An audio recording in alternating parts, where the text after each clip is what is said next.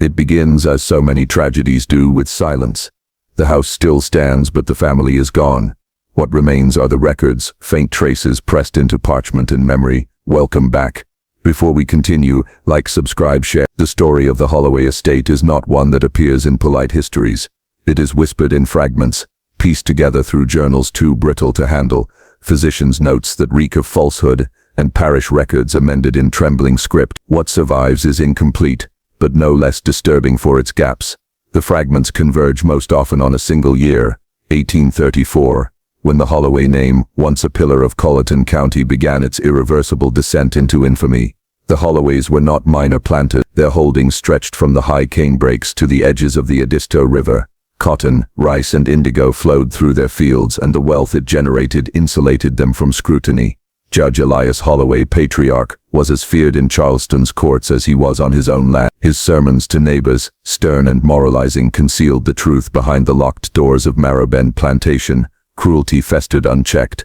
It is within this context that the figure of Temperance Holloway, his only daughter, emerges. Records describe her as full in figure, prone to fainting spells, though less charitable notes speak plainly of her size, calling her excessive or unwholesome, what others treated as an embarrassment. Elias considered both burden and opportunity. The Holloways had no sons, no heirs to continue the name, and so Elias's schemes turned inward.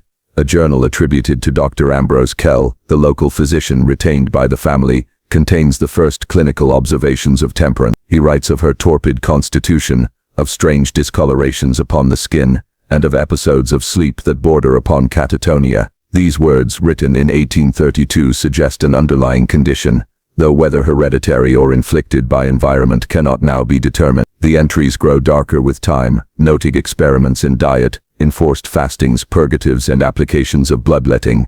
By 1833, Dr. Kell had begun recording measurements, girth, pulse, sleep cycles. Each entry feels less like a medical report than a ledger kept by a man beholden to his patron's obsession. For Elias was not concerned solely with his daughter's health. He saw her body as emblem, as vessel, as proof of some design known only to him. Neighbors recalled his fascination with heredity, his long monologues on the perpetuation of stock. He studied not just scripture but the writings of physiognomists, the crude charts of skull shape and temperament passed hand to hand among planters eager to justify their dominion. It was said Elias spent evenings sketching his daughter's outline by candlelight, the grotesque silhouette traced again and again until the page blackened with graphite. What makes the tale more troubling is how Temperance herself disappears from the record, even in her own house. No diary survives in her hand. The few letters attributed to her are brief, apologetic notes to cousins in Charleston, all marked by a tremor in the pen. After 1834, even these vanish. Her voice is gone, replaced only by what men wrote about her. But others were watching. The enslaved community at Marrowbend, whose testimony was never meant to endure, left traces nonetheless. Oral histories gathered a century later speak of cries heard in the night from the upper chambers. They speak of heavy footsteps pacing the halls while the rest of the house lay still. One woman known only as Dinah recalled that Miss Temperance was kept from the sun, kept from other eyes. Her father feared her showing, but he feared worse what she might tell. The estate ledger from 1834 records an unusual purchase, not tools nor seed, but a set of surgical instruments ordered from Philadelphia. The invoice, preserved in brittle ink, lists forceps, bone saw, trepanning drill, and glass jars suitable for preserving organic specimens. It is signed, not by Dr. Kell but by Elias himself. Why a planter should require such instruments has never been satisfactorily explained. What happened behind the locked doors of Marrowbend in the summer of 1834 is suggested only in fragments. A torn page from the Plantation account book lists expenditures for linen, camphor, and quantities of lye. In the margins, a note, for Th. Prepare the room. In August of that year, Temperance Holloway ceased to appear in church register. She had been present at communion in June. By September, her name was absent. Rumors circulated quickly. Some said she had been sent north for treatment, hidden away in Philadelphia, under the care of specialists. Others whispered she had died, her body too shameful to bury publicly. Yet no death record was filed, no grave was marked. Instead, silence settled over the Holloway name. And then there is the most damning fragment of all, the testimony of a field hand recorded decades later, passed through memory into the hands of a WPA interviewer in the man, by then ancient, claimed he had been made to carry heavy bundles from the big house late one night. He remembered the weight, the strange warmth seeping through cloth, the order to take it to the swamps beyond the rice field. He remembered, too, a smell he could not name, a smell that haunted him all his life. What became of Temperance Holloway is not written in any official book, but the evidence, scattered though it is, suggests her father's obsession consumed not only her body but the very memory of her existence. She was reduced to fragments, a ledger entry, a physician's cruel notation, the echo of screams in the hall, and yet, the Holloway's downfall did not end with her erasure. In truth, it had only begun. There are places where absence is louder than presence. Marrowbend was one of them. By the autumn of 1834, the Holloway estate whispered its own silence. Visitors who came to the plantation that year noticed small but telling changes, curtains drawn in the upper chambers.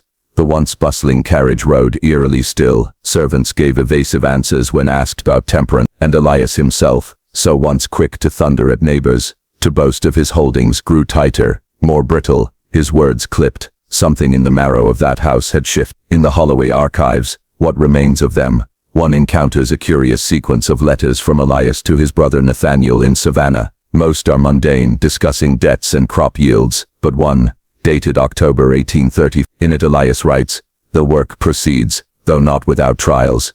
The flesh resists alteration, yet I am resolved. It is my blood and my burden, and no man can gainsay Providence when it calls him. Pray for strength, though not for doubt." The phrasing is unusual. The flesh resists alteration. Historians have puzzled over its meaning. Some believe it a metaphor for Temperance's health, others a reference to bodily experiment. That ambiguity is precisely what haunts the letter. A planter speaking not of crops or fortune, but of his own daughter's body as if it were clay upon an altar. By this time, Dr. Ambrose Kell's entries become more sporadic, as if something restrained his pen. His handwriting trembles, his Latin abbreviations grow frantic. In late November, he notes, "Patient confined, condition unnatural, corporeal increase not proportional to sustenance, perspiration excessive, odor offensive, not explainable by common humor." She mutters even in deepest torpor, phrases not of her own learning. That phrase, "not of her own learning," has been repeated in countless retellings. Did he mean delirium, or something more? The samples of speech he attempted to record are half faded. "Open me, Father," "the black water," none of it conclusive, all of it unnerving. The enslaved people at Marrowbend, whose oral testimony is more reliable than any physician's obfuscation, preserve another angle. According to stories handed down, the nights grew unbearable in that year. One man recalled hearing chains clatter from the attic when no work was being done above. Another swore that rats fled the upper story entirely, congregating instead in the granary, as if sensing some greater predator within. By December, Temperance Holloway was never again seen by anyone outside her father's immediate employ. To the wider community she was unwell, resting, or away. Elias forbade any mention of her, striking her name from correspondence, yet his obsession leaked through in small gestures. He commissioned a carpenter to reinforce the beams of the attic chamber. He ordered thick iron locks from Charleston. He sent his overseer away for weeks at a time, dismissing anyone who asked too many questions. What was being hidden? Some evidence comes from fragments of the household account book. In January 1835, Elias purchased crates of lime, alum, and spirits of turpentine. These were not common household supplies in such quantity. They suggest preservation, sterilization, or destruction processes that might accompany a body altered beyond recognition. Alongside these purchases appear multiple entries for linen bindings and iron fittings. More chilling still is a marginal note written in a different hand, likely that of the steward, beside one of these purchases, for the word alone, isolated in faded ink, drips with implication. Scholars have long debated whether Elias Holloway's fixation was hereditary science, occult ritual, or some personal madness. What seems clearest is that his obsession with flesh, form, and family inheritance converged on Temperance. She became both experiment and proof, the unwilling vessel of her father's theories. A letter survives from Reverend Ezra Dandridge, who visited Marrowbend in early. He wrote afterward to a colleague, "There is in that house a smell I cannot name, a heaviness in the air, that seemed to draw my very soul down. The girl was not presented to me though I asked. Elias said only, 'She is not fit for company.' Yet I thought I heard above us a dragging of steps, a kind of groan or sigh. I will confess, I hurried my business and fled that place, and I have not returned." Such accounts multiply as the months proceed. Each visitor records less and less hospitality, more avoid. The Holloways withdrew into themselves, shutters closed, fires burning at odd hours of the night.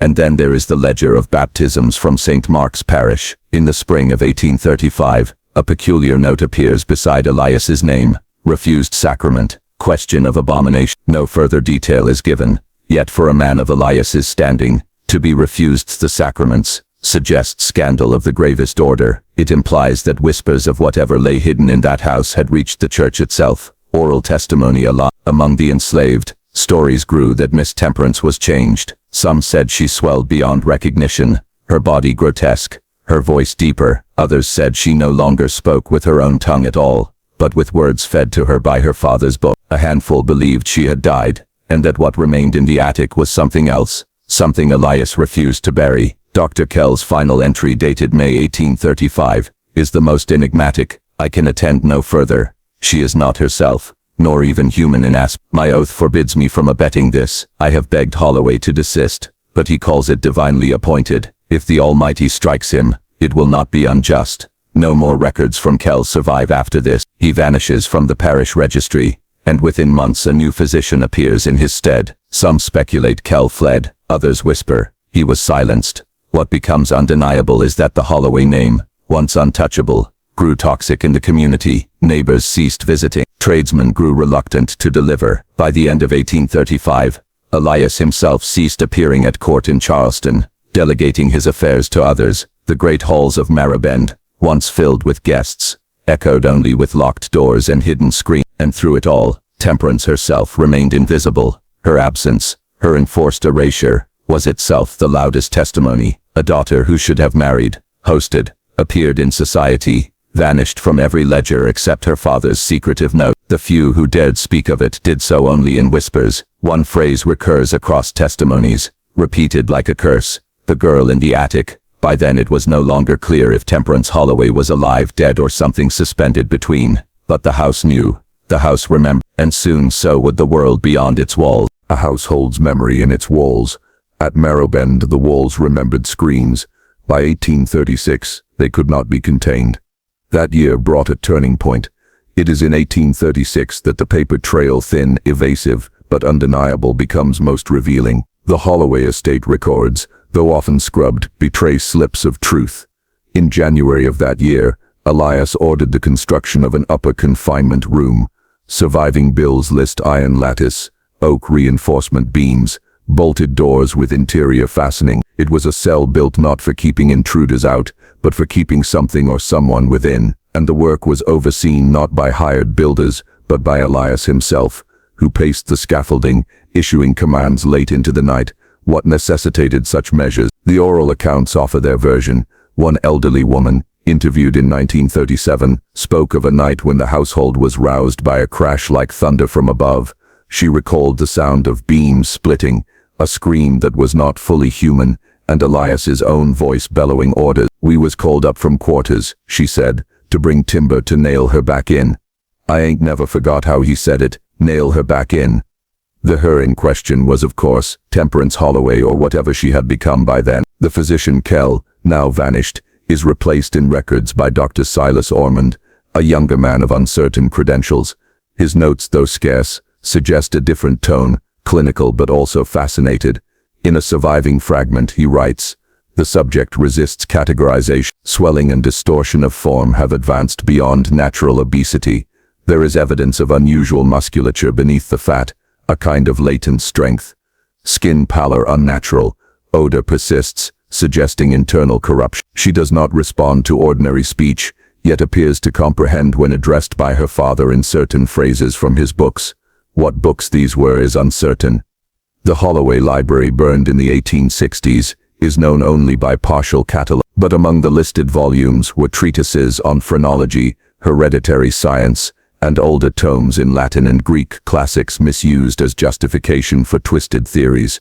Here we glimpse Elias's true obsession, lineage. He believed his family line chosen, destined to transcend ordinary flesh. Temperance was not merely his daughter, she was his experiment, his vessel, his proof. But proof came at a cost. The Holloway slaves recalled carrying buckets of waste from the upper chamber, waste that steamed and stank even in cool air. They spoke of a voice moaning through the walls, not always coherent, sometimes repeating a single word until it dissolved into shrieks. They whispered that the girl's body no longer fit a woman's frame, that her hands were broad and her jaw protruded, her eyes sunk deep into flesh. And then in the spring of 1836, something occurred that made secrecy impossible. The parish register records the death of a child on the Holloway estate, a boy of 7. His cause of death is listed simply as mauled. No animal is specified, no details are given, but oral testimony fills the gap. The boy, son of a field hand, had been sent to deliver firewood to the big house. He strayed too near the attic chamber. The screams that followed, said the witnesses, were like a hog slaughtered, but loud. When Elias emerged, his clothes were torn, his face spattered with blood, and he ordered silence under threat of the lash. The child's body was burned the same night. Whether Temperance herself inflicted the wounds or whether something else within that chamber did, remains unknown. What matters is that a boundary was crossed. No longer confined to whispers, the horror had touched other lives. Neighbors too began to suspect. One visitor, a cousin from Charleston, described being awakened in the night by a pounding from above, followed by a cry that froze my marrow. He left before dawn. Another guest later claimed to have seen a silhouette at the attic window, enormous, hunched, its head misshapen, its breath fogging the glass. Yet Elias doubled down. Instead of release, he enforced stricter confinement, more iron, more locks, more secrecy. The enslaved were threatened with death for speaking of what they knew, but fear travels in silence as well as speech, and soon all Colleton County murmured of the Holloway's shame. The line between father and experimenter blurred further. Elias wrote again to his brother Nathaniel, though the letter survives only in fragments. In one passage he confesses, "The line between care and creation is gone. She is not what she was, yet she is mine. Through her the future of our name will be proof. Even if the flesh fails, the seed shall endure." This chilling declaration hints at his ultimate aim, not merely altering his daughter, but using her as foundation for some grotesque continuation of his bloodline. By late 1836, the enslaved people reported that the cries from the attic no longer sounded entirely human, like two voices in one throat. One said. Another claimed she heard laughter, low and broken, that turned to sobs without pause. One swore she saw Elias carrying bowls of blood up the stairs at night, as if to feed her. Dr. Ormond's notes become frenzied by December. Subject shows violent resistance at intervals, strength remarkable, requires chains at wrist and ankle. When tranquil, she exhibits lucidity, speaks in broken phrases, pleading, yet also threatening. I cannot ascertain if she remains Temperance in mind, or if another presence entirely governs her speech. Elias calls this transfiguration. I call it damnation. After that entry, Ormond's writing ceases. He, like Kell before him, vanishes from records. Whether he fled or was silenced, we do not know, but the Holloway family's secret was by then too large to contain. Strange lights were seen in the attic at night, lanterns moving as though figures paced restlessly. Smoke curled from the chimney at odd hours, carrying with it a stench that clung to clothes and hair, and always that whisper of sound, low, guttural, sometimes shrill, drifting on the night air. By 1837, Marrowbend was spoken of not as a plantation, but as a curse. Children dared each other to approach its gates. Neighbors crossed themselves when its name was uttered, and within its locked attic chamber, Temperance Holloway, or what remained of her, waited, bound, reshaped and silenced. It was only the beginning. History tells us that rot cannot remain hidden forever. At Marrowbend, the walls themselves began to split. By 1838, Elias Holloway's obsession had reached its crescendo. The attic chamber, already reinforced, was rebuilt again, its windows bricked over, its walls layered with lime. From the outside it appeared as though the top floor had simply been abandoned. But those who lived and labored at Marrowbend knew otherwise. The screams still carried, muffled but insistent, and sometimes the timbers shook with violent impact. Elias explained it away to neighbors as structural settling, but few believed him. By then, rumors swarmed like flies around a carcass. It was said that Elias's daughter was no longer seen because she had grown monstrous, that he had turned her into a beast to guard his wealth, that the Holloway fortune was sustained by bargains written not in ink, but in blood. Even the enslaved, who had seen the truth most closely, struggled to describe what Temperance had become. Some insisted she was swollen and bloated beyond recognition, her body stretched like dough over something harder beneath. Others whispered she had grown tusks, claws, a grotesque jaw. A midwife from a neighboring plantation, brought secretly to the house one winter night, fled after a single glance. She told her kin, "It was no girl I saw, but a creature born of grief and sin, and if it lives much longer, none of us will be safe." The Holloway slaves endured endless nights of dread. They carried food to the attic door, bowls of gruel mixed with raw meat. They emptied buckets reeking of bile and blood. They cleaned Elias's study, where strange diagrams littered the desk, sketches of human forms merging with animal ones, notes about ascension through degeneration, and they watched their master descend into something darker than madness. A man enthralled by the very horror he had created. In May 1838, an incident occurred that could no longer be contained. Elias's overseer, Abram Pike, was found dead in the orchard at dawn. His chest had been torn open as though by talons. His throat, witnesses said, looked. Elias declared it an animal attack, perhaps a panther, perhaps wild dogs, but no tracks were found, and several enslaved men whispered that they had seen Pike dragged still alive toward the house in the dead of night. By morning, his body lay half hidden in dew-soaked grass, while Elias stood nearby expressionless, as if waiting for others to find what he already knew. The county coroner's report was terse. Fatal lacerations, cause uncertain, but the truth was carried in whispers, that Temperance had broken free, even if only for an hour, that the locks had failed, and her hunger had reached the world beyond her chamber. After Pike's death, Elias redoubled the barricades, chains were added, guards were posted outside the attic door. Those guards, however, rarely lasted long. Some begged to be reassigned after only a week. Pale and trembling, others vanished without explanation, their names erased from plantation ledgers, as if they had never existed. Meanwhile, Elias's surviving correspondence grew ever more deranged. In one letter to his brother Nathaniel, written in a jagged, fevered hand, he confesses, "The flesh is unstable, but the principle is sound. She breaks, yet reforms. She howls, yet endures. Do you see? She is not ruined but remade." The line continues, "Through her, through what she births, our name shall be eternal." The phrase "what she births" has fueled endless speculation. Some believe Elias attempted to breed his daughter in her altered state, convinced her body could carry a new strain of Holloway blood. Others insist the language was metaphorical, that he saw her transformation itself as a kind of rebirth. But certain midwives' accounts, hidden in WPA interviews a century later, hint at darker possibility. One woman recalled her grandmother whispering of something born dead and burned quick. Before the sun rose, the breaking point came in the autumn of 1838. Elias hosted a gathering of fellow planters, men with whom he shared both wealth and secrecy. They convened as they often did in the grand parlor, drinking heavily and speaking in low tones. What none expected was that the attic above them had finally failed. Accounts vary, but most agree on the essentials. A crash like thunder, splintering wood, a scream that turned laughter into terror. Then the ceiling itself shook. One guest fled immediately, swearing he saw a shadow vast and hunched lurch across the stairwell. Another claimed he heard a voice call his name, a voice both girlish and guttural. The enslaved who were forced to clean the aftermath said the parlor walls were streaked with blood.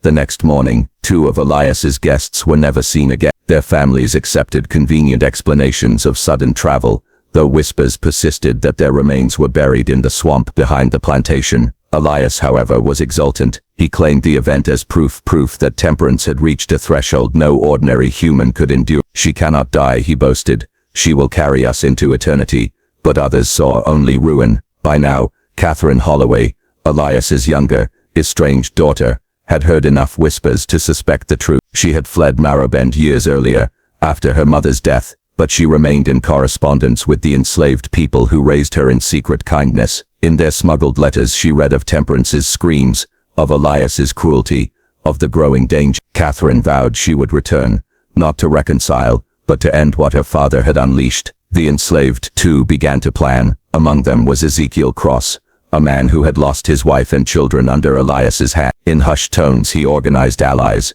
gathering tools, scythes, axes, hammers. He listened at night as Temperance's voice bled through the timbers, alternating between sobs and laughter, and he knew that the Holloway's reign could not last. What none of them yet realized was that Temperance herself, whatever fragments of her remained, was not merely a victim, nor wholly a monster. Witnesses spoke of her singing, soft and broken in the dark, a hymn, half remembered from childhood, a lullaby her mother once sang. In those moments, she seemed to weep, and then suddenly, She would shriek and slam her body against the iron, as though trying to kill the song itself. Two natures warred within her, one girl, one beast, both hungry. By 1839, Marrowbent stood on the brink of collapse. Elias's fortune was dwindling, drained by endless repairs and bribes to silence neighbors. His reputation, once unassailable, was poisoned by rumors of madness, and in the attic above, his daughter, his creation, his curse, pounded at the walls of her prison. The reckoning was coming.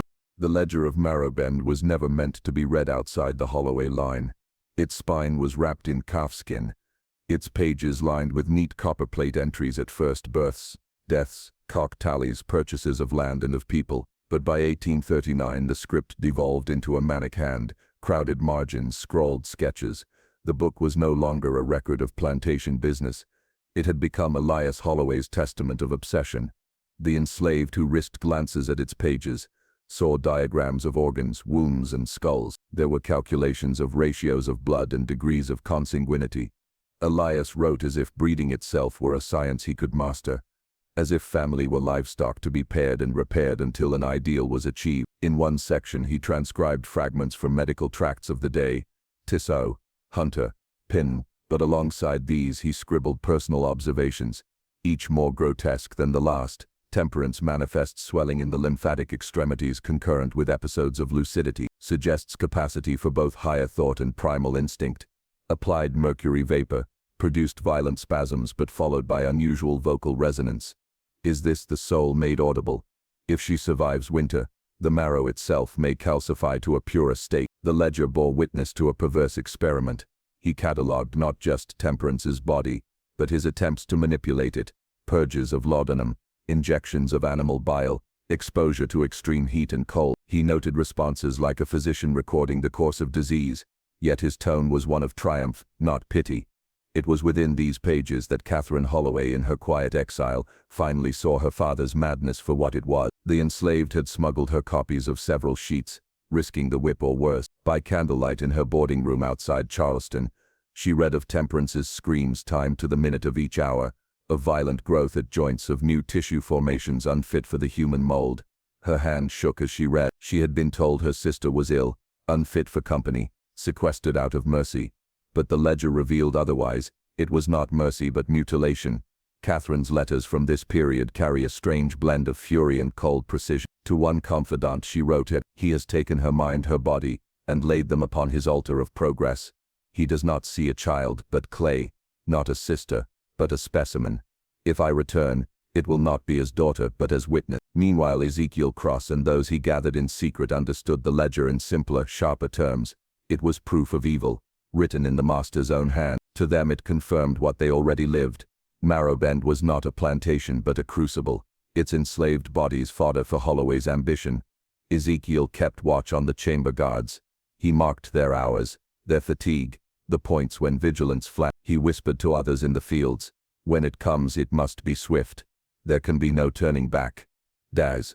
By late 1839, Elias himself seemed to exist half in shadow. Visitors described him as gaunt, eyes sunk, hair gone silver at the temple. His once polished manners had soured into abruptness, paranoia. Yet in private, before his ledger and his daughter's howls, he was jubilant. He wrote of imminent revelation, of the perfected Holloway strain. He began corresponding with other men of science. Letters later intercepted that hinted at a circle of like-minded elites across South Carolina, Virginia, even Philadelphia. They cloaked their words in euphemism, pursuits of natural philosophy, studies in hereditary endurance. But the ledger strips away the pretense. Elias referred to them plainly as the Brethren. It was then no mere family madness, it was a society. The enslaved who served at these gatherings told stories that only surfaced decades later, whispered in WPA interviews during the night. They recalled nights when candles glowed in the cellar, when well-dressed gentlemen arrived in cloaks, speaking in hushed tones. They carried tools, scalpels, measuring rods. They unrolled diagrams of skeletons and fetuses. One old man, interviewed in 1937, said, "I seen them take her down once, shackled like a beast. They cut at her, weighed her flesh, then put her back upstairs. She moaned all night after. Next morning, Elias was smiling like he found God." Another said simply, "They prayed wrong." As the gatherings grew bolder, so did resistance.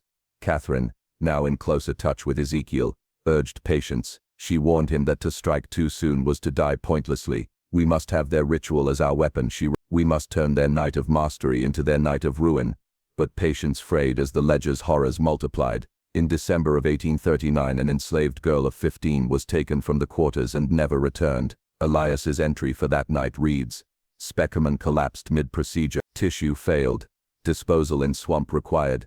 The rage this ignited could not be contained. By spring of 1840, whispers had become vows. The enslaved of Marrowbend swore an oath to one another. If ever the chamber broke, if ever Temperance or Elias threatened the quarters again, they would answer with fire and steel. And then came the summer storm. On July 4, 1840, as thunder rolled across Colleton County, the brethren convened once more in the Holloway cellar. Elias brought forth the ledger, laying it upon the altar as both proof and scripture. He ordered Temperance unchained, carried down in fetters by trembling men. She was grotesque to behold, her frame enormous, limbs swollen, skin blotched and cracked. Her eyes rolled with both terror and strange awareness. Witnesses said the storm above seemed to answer her cries. Lighting split the air as Elias declared her the vessel of a new covenant. He raised his knife to mark her flesh. It was then that Ezekiel struck. The storm drowned the first clash, but those who survived remembered chaos, screams, overturned tables, fire spilled from candles. The enslaved poured into the cellar with tools from the field. Catherine appeared among them, a pistol in hand, her face white with rage. The brethren, unarmed save for ritual blades, faltered under the onslaught. Judge Pelham fell first, throat cut. Reverend Crennan begged for mercy, only to be silenced with a hammer blow. Elias himself tried to shield Temperance, crying out that she was divine, that she must be preserved, but she tore free of him with an inhuman strength, striking him down in her thrashing. The cellar became a charnel house. Thunder shook the foundations as enslaved and master clashed in the flicker of torchlight. By dawn, 13 men of standing lay dead or dying. The ledger was slick with blood. The house above smoldered where oil had been poured. But the story does not end there, for in the midst of slaughter, Temperance Holloway vanished. Some say she fled into the storm, her chains dragging behind her. Others insist she perished in the fire, her corpse consumed beyond recognition. Yet decades later, hunters in the marshlands whispered of shapes too large, cries too broken to be wholly animal, and always, the name attached was the Holloway girl. The uprising had come, the reckoning had begun, but Elias's curse was not so easily burned. The dawn that followed the storm of July 4, 1840 broke grey and trembling. The air hung heavy with the stink of smoke, sweat and blood. At Marrowbend, the once proud house sagged like a body after seizure, shutters torn, timbers blackened by fire. In the cellar, beneath the ruin, 13 corpses lay sprawled around the altar. Their fine coats were soaked through, their faces twisted into masks of disbelief. The enslaved stood among them in silence. They had fought, struck, killed. For the first time in generations, they had made masters bleed, but triumph was tempered by dread, for they knew the world beyond Marrowbend would never believe their story, would never call their vengeance justice. The law was not theirs. The courts were not there. What had been done here could not be confessed. Catherine Holloway understood this first. She stood in the cellar doorway, pistol still in hand, her white dress smeared with ash and gore. Her eyes scanned the carnage, not with pity, but with cold calculation. "We cannot let them know," she said. "Not the county, not Charleston, not anyone. If word spreads, they will hunt us all." Ezekiel Cross, breathing hard, nodded. He held the blood-slick ledger Elias had prized. Pages fluttered as if in wind, though there was no breeze underground. "This book condemns him," Ezekiel said. "Condemns all of them." Catherine shook her head. "It condemns us as well. Do you not see? If we take it to the courts, they will not punish the brethren. They will punish you. They will punish me. We must decide how history remembers this night or forgets it." Thus began the second struggle, not of blade, but of silence. The enslaved dispersed in careful, rehearsed secrecy. 23 men and women, their hands still trembling from violence, melted back into the field. They carried hoes, baskets, ropes, ordinary tools of labor to disguise the weapons they had wielded. If questioned, they would know nothing. They had seen nothing. That was how survival worked. Catherine and Ezekiel, however, remained in the cell. They gathered the bodies of the brethren into a heap at the center, arranging them as if felled by accident. They overturned lanterns, splashed oil across the walls, stacked wood against pillars. The ledger they placed atop the altar, alongside other journals and instruments. But before fire claimed it, Ezekiel tore free the pages that spoke of his wife. His children, the experiments Elias had forced upon them, he folded these against his chest. For them, he whispered, so they are not erased. Catherine watched, her expression unreadable. Then she pressed the flint. The flames leapt eagerly, hungry as the storm had been. Smoke filled the cellar. They fled upward, stumbling into the yard as orange glow burst from the house. By mid-morning, Marrowbend Plantation was ablaze, flames licking skyward like tongues of judgment. Neighbors saw the smoke, of course. Riders galloped from adjoining estates. By the time they arrived, the Holloway mansion was reduced to a shell. Its cellar collapsed inward. Catherine met them in the yard, face streaked with soot, dress torn, voice trembling with feigned grief. There was an accident, she told them. A lantern overturned in the cellar, father and his guests trapped. I tried, but she let the sentence trail into sobs. The story spread quickly. A tragic fire, 13 gentlemen of standing, lost in an instant. Funerals were arranged with solemn dignity. Eulogies extolled their virtues, their contributions to law, church and commerce. Not one voice questioned why so many men of prominence had gathered at Marrowbend that storm-dark night. Not one voice wondered why the house had burned so thoroughly. And Catherine herself was listed among the dead. Her body, they said, had been lost in the blaze. Her father's mad daughter, a sad footnote to a greater tragedy. In truth, Catherine slipped away north, vanishing into Charleston's warren of alleys. Before boarding a vessel bound for Philadelphia, Ezekiel too disappeared. Rumors claimed he had been sold west to Alabama or Mississippi, but no sale record exists. In truth, he used the chaos of the fire to slip into marshland, guided by those who owed him debts of silence. Within months, whispers arose of a man moving along hidden routes, helping enslaved people vanish into freedom. Whether Ezekiel truly founded such a network, or whether he was transformed into a myth by those who longed for hope, no one can say. But the enslaved at Marrowbend remembered. They had seen him strike the first blow in the cellar. They had seen him refuse mercy to Silas Rutledge's ally. To them, he was no longer simply Ezekiel. He was witness, avenger, deliverer. Yet not all was fire and ash, for amid the ruins, pieces endured. In 1863, Union soldiers, sweeping through Colleton County, uncovered half-buried tunnels beneath the old Holloway ground. Within them lay bones, human, animal, both broken and mingled. On trees nearby they carved strange marks, crude symbols matching those once sketched in Elias's ledger. But the war pressed on, and the findings were abandoned. In 1892, hunters in the swamps told of something vast moving in the night, a shape on 2 legs, heavy, dragging chains. One swore it moaned like a woman, but no woman ever sounded so lost. The tale became local legend, dismissed by planters as superstition, yet whispered among black communities as proof that Temperance Holloway had not perished in the fire. And in 1971, during demolition of an outbuilding on the property, workers discovered a sealed wall. Behind it lay a journal, Catherine's hand, encoded, recounting what had transpired. Before it could be catalogued, the book vanished from county records. Some say it was destroyed, others believe it was stolen by descendants of the Brethren, still guarding their ancestors' legacy. This much is known beyond doubt.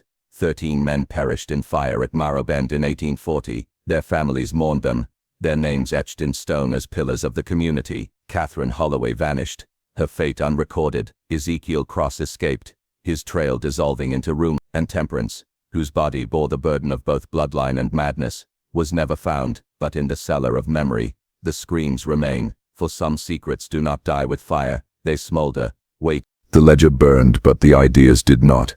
Ash cannot consume conviction, and Elias Holloway's pursuit of purity through flesh outlived his body. His words, his diagrams, his rituals, though consigned to fire, resurfaced in fragments across decades, like bones washing out of a riverbank after flood.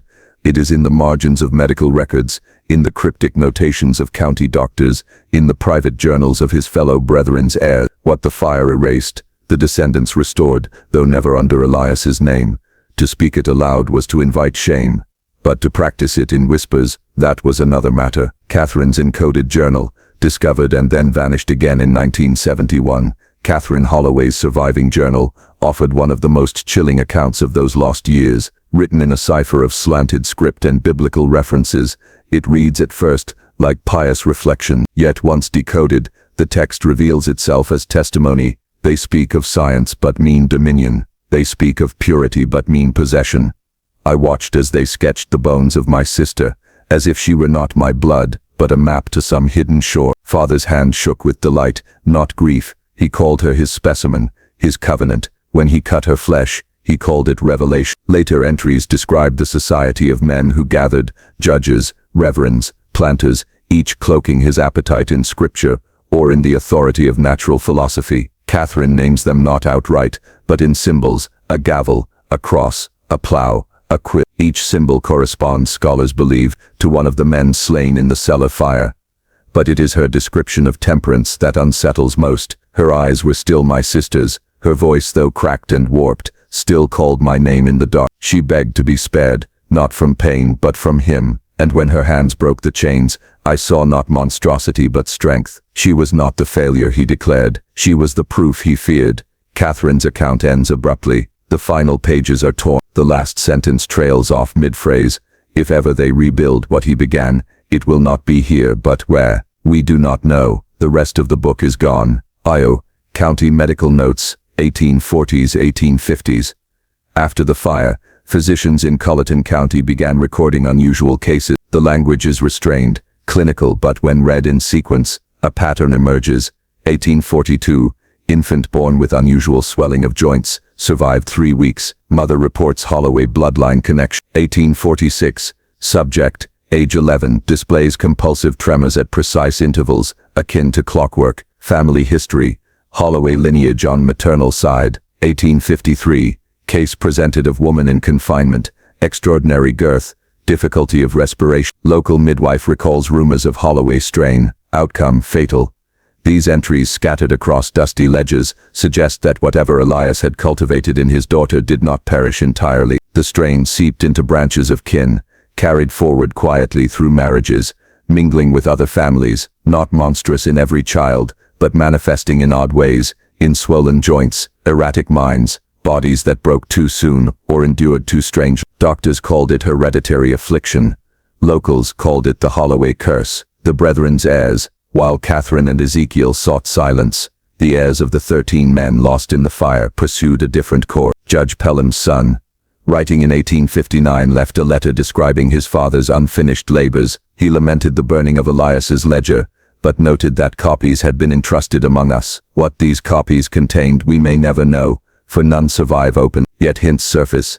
Reverend Crennan's grandson, a physician in Richmond, published a tract on inherited hysteria that bore uncanny resemblance to Elias's theories. Colonel Maddox's family Bible, preserved in a Charleston library, contains marginalia, measurements of skulls, notes on ratios of blood, and in 1874, a society calling itself the Order of Physiognomy briefly flourished in Virginia, expounding beliefs of selective breeding cloaked as moral improvement. Though short-lived, its members trace back to Holloway's circle. The fire had not ended the pursuit, it had scattered it. Io.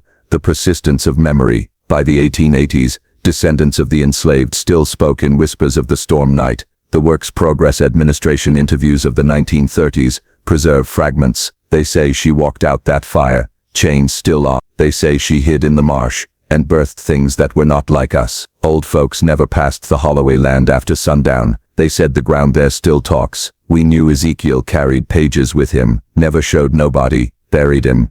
Maybe, or maybe he passed him down. Meanwhile, among white planters, the story shifted. Some cast Elias as a tragic visionary, undone by fire and madness. Others erased him altogether, replacing his name with Pelham's or Rutledge's in family accounts. Silence was its own weapon. 20th century echoes. The 20th century revived the story in new forms. Folklorists, ghost hunters, and amateur genealogists all stumbled upon fragments. In 1921, a Charleston newspaper printed a sensational piece about the Holloway monster, describing night sightings in the swamp. In 1965, a psychology student at Columbia University claimed to have traced hereditary hysteria in Holloway descendants, though his thesis was quietly suppressed. And in 1971, when Catherine's journal surfaced, local authorities moved swiftly. The demolition foreman who uncovered it claimed that men in black coats arrived within days, confiscating the volume under pretense of archival preservation. He never saw it again.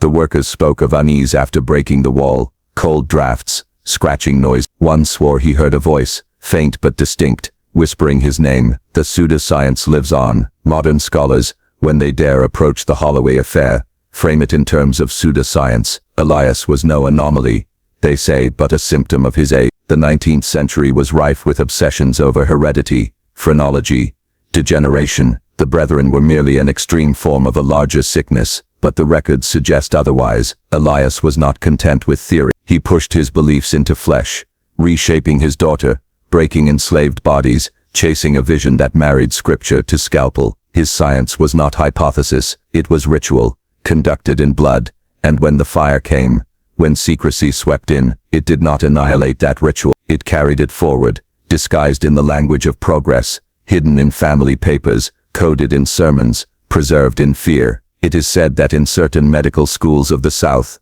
dissecting room jokes still invoke the name Temperance Holloway. Students whisper of a giantess who survived fire, of bones misfiled in university cabinets, of experiments that never ended. No proof exists, but folklore does not require proof, only persistence.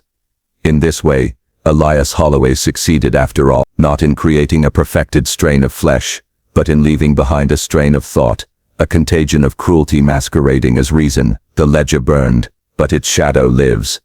The Holloway name never entirely vanished. It threaded itself into the soil of Marrowbend, like roots from a felled tree that continue to twist under the earth, unseen but alive. By the late 19th century, the plantation had collapsed into ruin. The main house was ash, the fields went fallow, yet people avoided the grounds, even when land grew scarce. Why? Because of the sounds. Night voices. In the years after the fire, freedmen working neighboring farms spoke of cries echoing from the swamp. Some swore they heard a woman's wail, others the deep groan of something too large for a human throat. Hunters reported seeing a figure near the old canals, bent pale, eyes reflecting firelight even in darkness. One hunter described it in a letter, dated 1872. It moved slow, as if burdened. When it turned its face, I saw her jaw was broken sideways, her teeth too many. She looked at me as though she knew me. I fired, but the shot did not take. I ran, and when I told the men, they said I had looked on Holloway's daughter,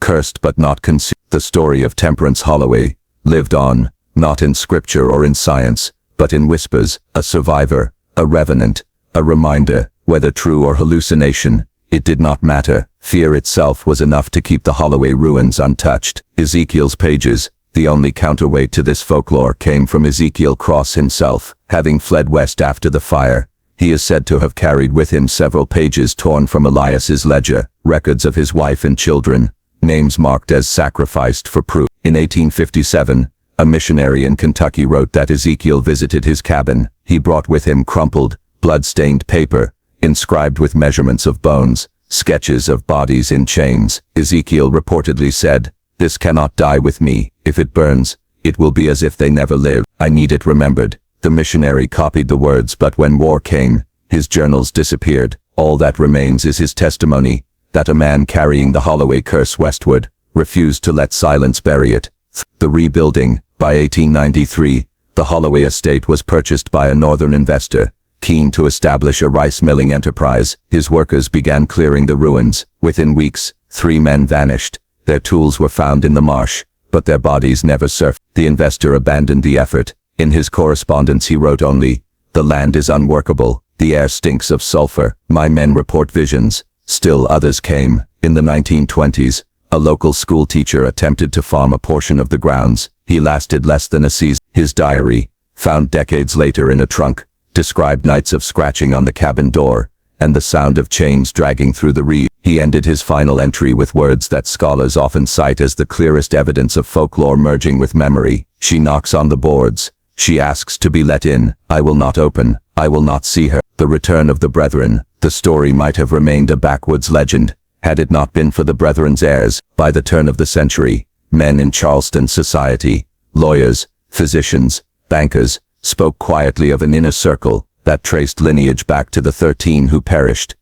These men reinterpreted Elias's visions as metaphor, but their gatherings bore all the signs of revival, secret, ritual, obsession with heredity. They spoke of bloodlines as destiny, of culling the unfit, of preserving power through flesh. In 1912, a private correspondence between 2 Charleston physicians surfaced briefly in a legal archive. It contained a chilling phrase, "The Holloway method is not forgotten. We continue what was begun, under more enlightened terms." The letter vanished before scholars could review it fully. Some claim it remains in a family vault. The survivor. The most haunting question of the Holloway affair is whether Temperance herself survived the fire. Catherine swore her sister perished, but local tales contradict her. In 1938, a WPA interviewer recorded the words of an elderly woman who had been enslaved at Marrowbend. As a child, Miss Tempe, she ain't dead. She come out with the smoke crawling low, hands like claws. They tried to hush it, but I saw. She went in the swamp. She's still there, child. Still there. Was it invention, trauma, or a memory too raw to suppress? The disease,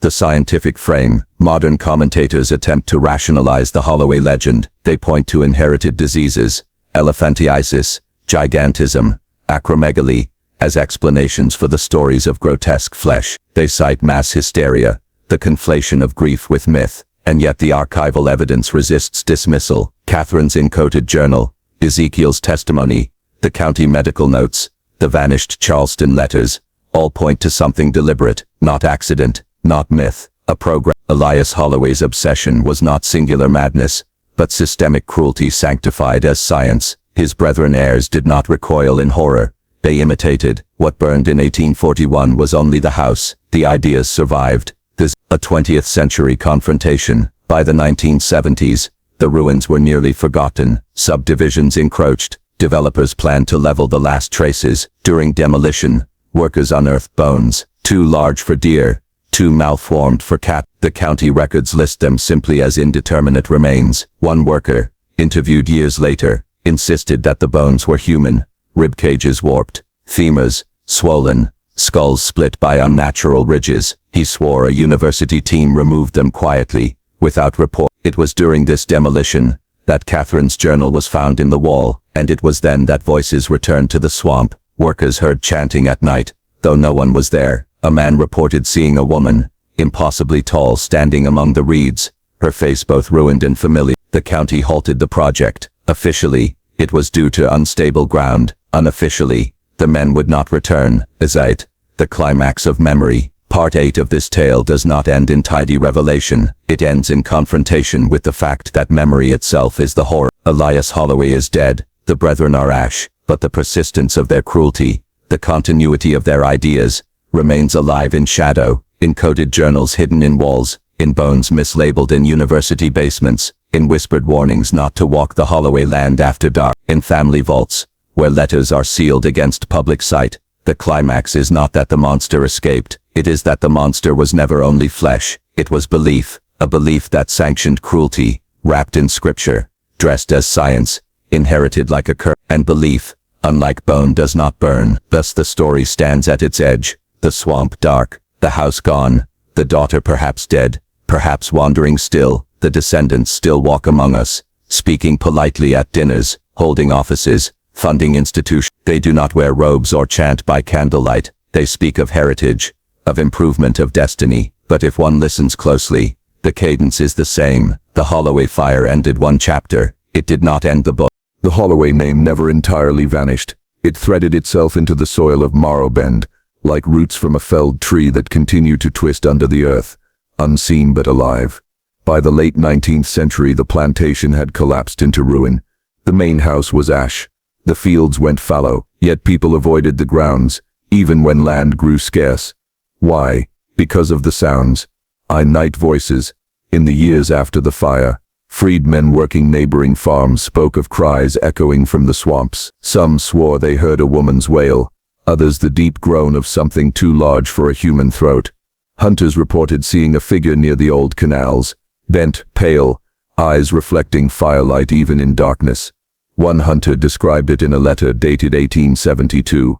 It moved slow, as if burdened. When it turned its face, I saw her jaw was broken sideways, her teeth too many. She looked at me as though she knew me. I fired, but the shot did not take.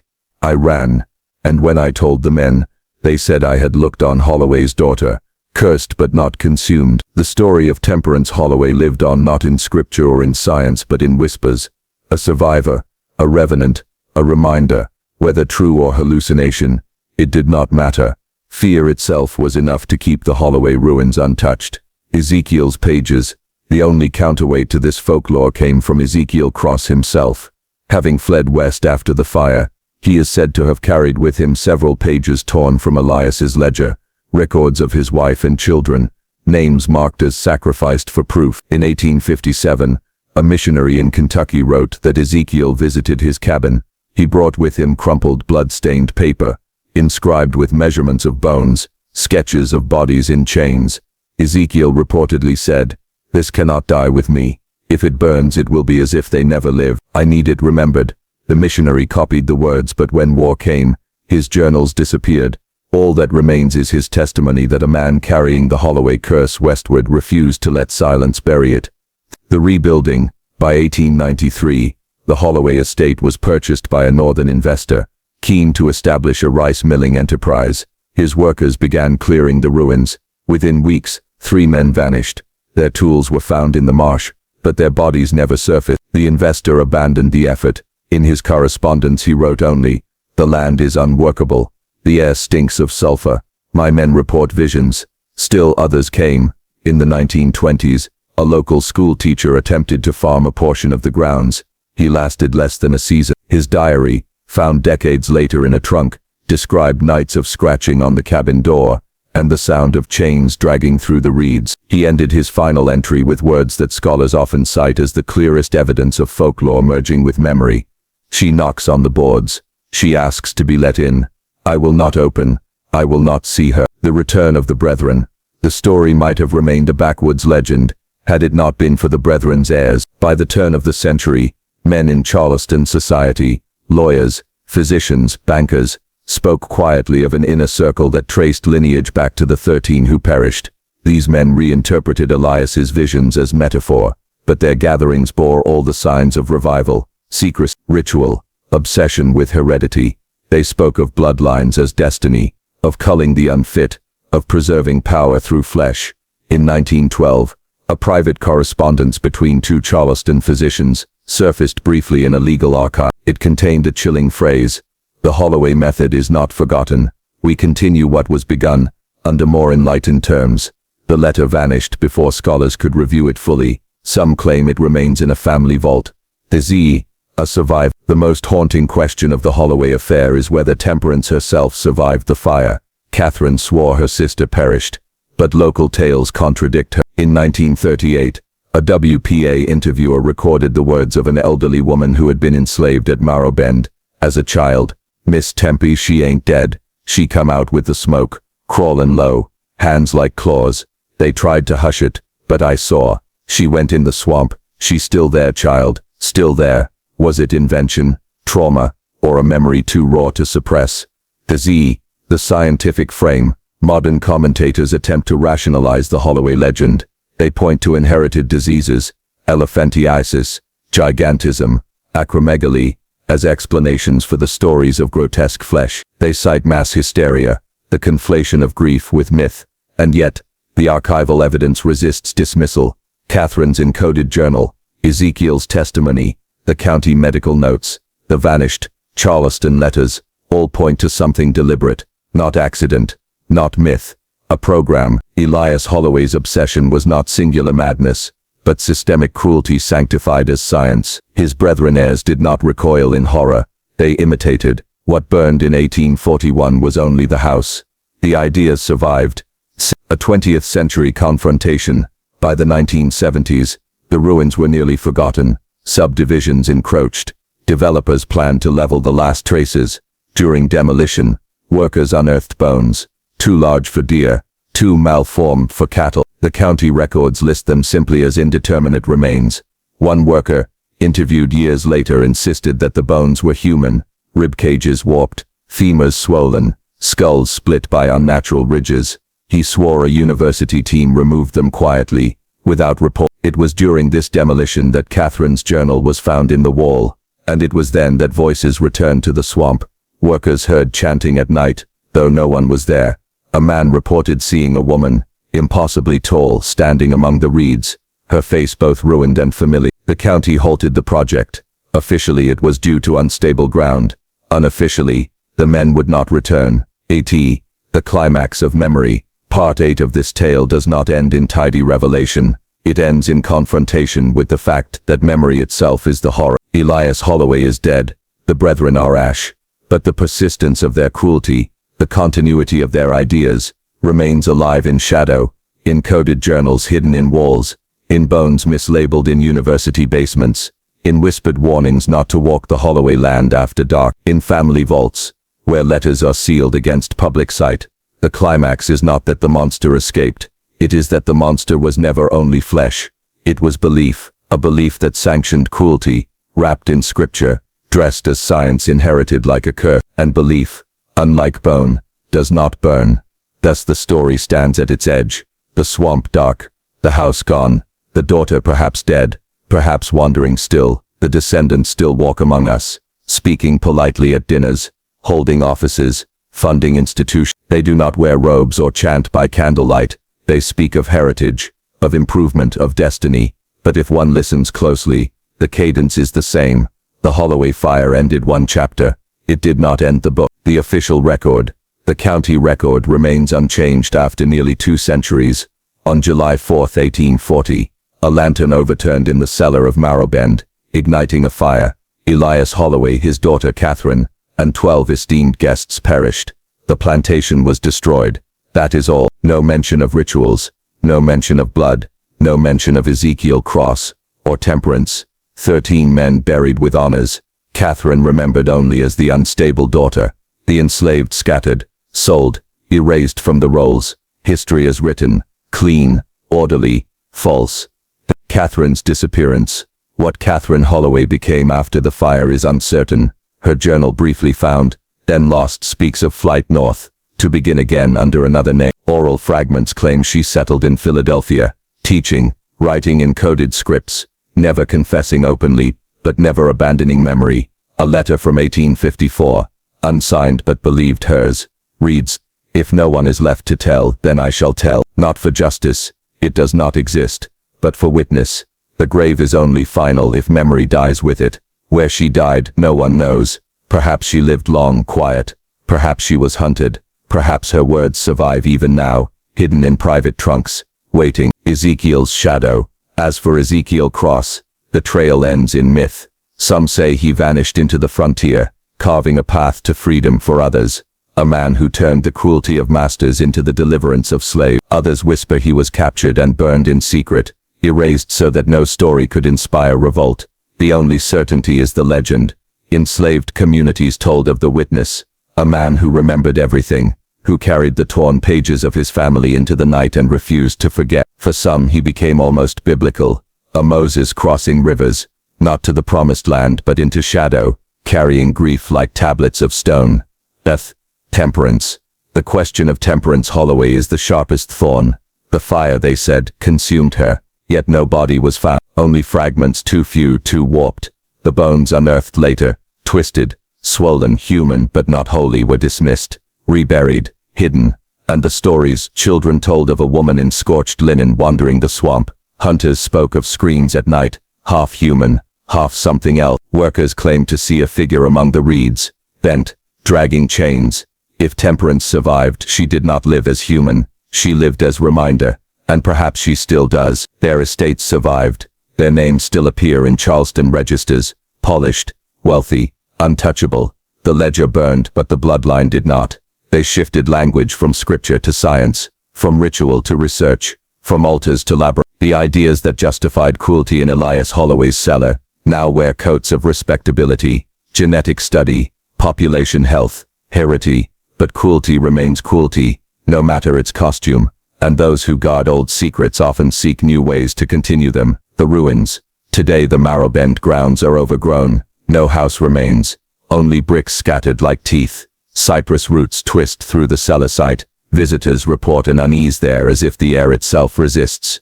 In 2019, a paranormal team filmed overnight among the ruins. Their footage shows nothing until the final minute, when the camera tips sideways. The sound recorded is not wind, not swamp, it is chanting low, rhythmic, old.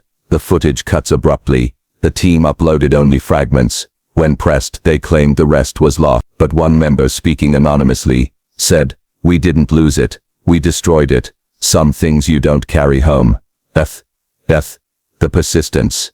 Thus the Holloway legacy persists, not in libraries, not in museums, but in atmosphere.